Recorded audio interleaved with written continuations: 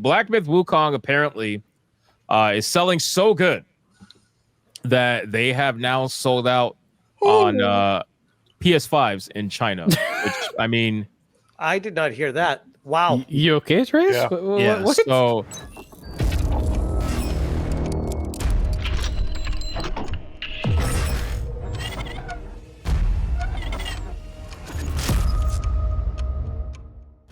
Also, hey, I don't know if Leon's watching, but why don't you talk to fucking Spencer over at Bounding Into Comics and fix this shit, bro? Because I swear to God, I want to use their website more often, but this whole half-cut white shit is... Hold on, do you have like ad blocker on maybe? Yeah, it might be. It's my fault. Okay, that's usually what an ad goes. Okay, right ignore that. Yeah, you're fine, Spencer. Don't worry about it. I mean, you just called yourself out right there. Yeah, you did. That's all right. It's okay. It happens.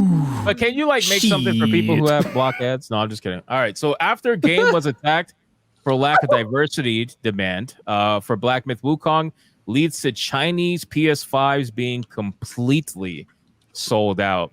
Now, this is huge, obviously, for many different reasons. They're not liking this news. I saw some people quote tweet this or tweet about it on Twitter, melting down over it and saying that, this is only happening. Again, it's the whole cope of this is only happening because it's a Chinese-made game. It's like, since when does that fucking matter? Yeah, I don't really understand why all of a sudden it matters who makes the game, and that's supposed to like devalue or increase the value of the success of the game. It's like, bro, stop. You're coping and seething. China fucking ate your lunch, bro. That's really what it is. You guys slept on it. Yep. They ate your lunch, and now you're mad because you thought about eating it, but you were fucking around, and then China was like, well, I'm hungry, and I'm going to eat it. And now we've made, they're probably, over $600 million, something like that?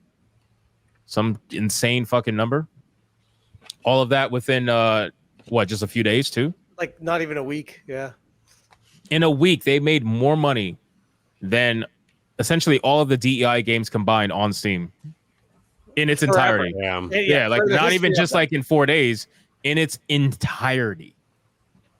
And whatever future income they ever make too. It would never even compare to That's it. why I like comparing it to the Nintendo thing with Palworld, because Nintendo fans, it's so weird. The Nintendo fans felt the hurt for Nintendo more than Nintendo did. Like Nintendo obviously probably felt it, but they didn't say anything about it. They never actually made like an official statement necessarily about it. But all the Nintendo fans, they were like, I can't believe this. How is this game making so much money? How is it selling so hard? I don't understand. You know what's shocking about that? What? Nintendo should be like, well, shit, there's our proof of concept. Let's do it, guys. Like, yeah, they took would think this random developer took all the risk for us, and proves that there's a market for a game that we've been not making, that people have been asking us to make. So let's just make it. I mean, maybe they are, by the way. I mean, Nintendo doesn't talk about or reveal stuff until like basically the week before it comes out anyway these days. So, and those take like a solid 5-year development time. Nintendo might be even longer with how much care they put into polishing. So they probably are working on their Pokemon Palworld right now, if we're going to be honest. Well, I mean, no way. I'd be surprised if they're not, based off of Palworld. They're putting the most minimum effort printing of Pokemon nowadays, and they're making bank off of it. Why would they change the formula? Yep. Well, if they see someone eating their lunch, they might be worried they might lose market. Are they eating their lunch, or are they just eating lunch that was already there that Nintendo never cared to go and get anyway? Yeah, true. I mean, this is like Nintendo might be looking at it like on the bad side, it's bad publicity for us, but on the good side, I mean, are they eating too? I guess there's room for everybody else to eat. We're gonna make our money regardless.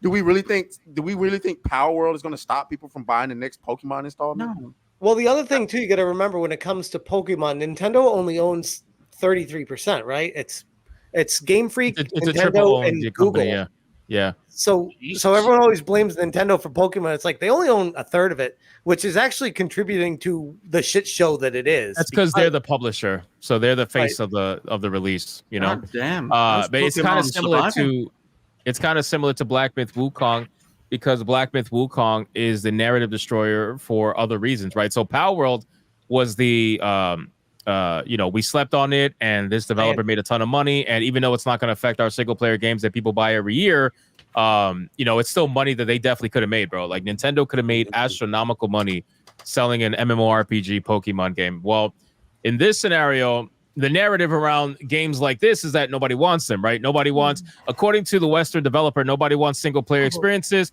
Everybody wants live service games, online games, all that bullshit. And they consider single player games to be a risk. Hogwarts Legacy destroyed that narrative, and then Black Myth Wukong destroyed that, 2 times over. Well, wait a minute. I got to play devil's advocate. Go ahead. Hogwarts Legacy is a super IP.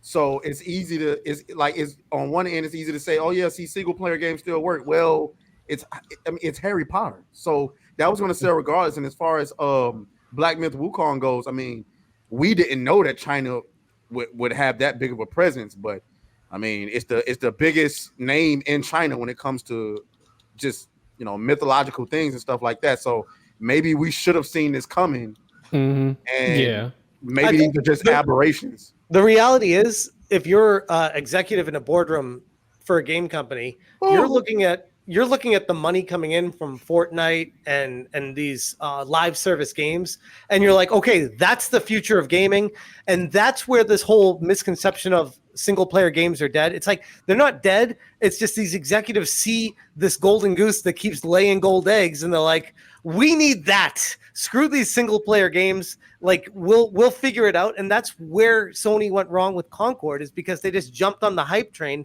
instead of building something they cared about.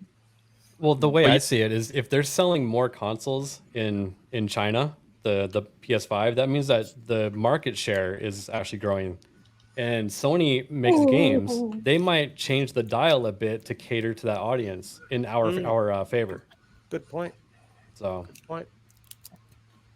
Yeah, what's the internet situation in China, by the way? They're only allowed to play games for 1 hour a day, as from what I thought it was 2 hours. Damn. Is it 2 hours? Maybe I had it wrong. Wait, what? Hold on, I gotta search this now. They do better parenting than I do. That's why they do it, Smash. That's why they do it, because they realize that too many kids played video games for too long, whether they were mobile games or PC games in China, and they decided on a high government level, well, fuck that, 2 hours a day. That's all you're getting. I mean, that would be brutal. That can't be right, because they got that doesn't make sense with the hours being played. Here's what this says. Esports teams they have. Yeah. They don't follow the rules. Yeah. No, here's what this says here. This is from Statistica. When asked about hours spent on playing video games per week, 24% of Chinese respondents answer 1 to 5 hours. This online survey was conducted in 2024 with basically 4,018 consumers. So it could be that. Obviously, the esports people probably play considerably more because they're getting paid for it. But they're and that's not counting like your NEETs, of course, who are always stuck. I don't know. So can they play this offline? Could be. Because what contributes to the Steam numbers? You saw the Steam numbers when China was awake, how they were going gangbusters there. So. I mean, just the amount of people. I think it's. So you're saying if they allowed more hours, that the numbers would be even crazier? Well, I'm not saying that. I'm just telling you what the stats of, like, based off this interview. But but I feel like word of mouth carried this game quite a bit, and it influenced, I would say, a large portion of those numbers that we're seeing right now to come from the West. Because let's be honest here, yes, the story of Sun Wukong is obviously very popular in China, but it has been quite popular in the West as well, because they've been adapting the story in movie and TV show format for a very long time. Okay, but again, it's not going to be like a big IP like, Atreus said, like Harry Potter, of course. But that's why I brought up both games for that reason, right? So I understand Harry Potter, big IP, gonna sell no matter what, especially with the controversy, kind of putting it over that next level. I get that. Black Myth Wukong, brand new IP from China, who doesn't normally make AAA games. Yes, the Chinese obviously showed up, but everybody else showed up too. Like, the game doesn't get to 2.2, 2.3, whatever it was, million players without the entire fucking world showing up to some extent to play this game. Obviously, the majority probably coming from the West and China, but still, like, you kind of have to show up to do that.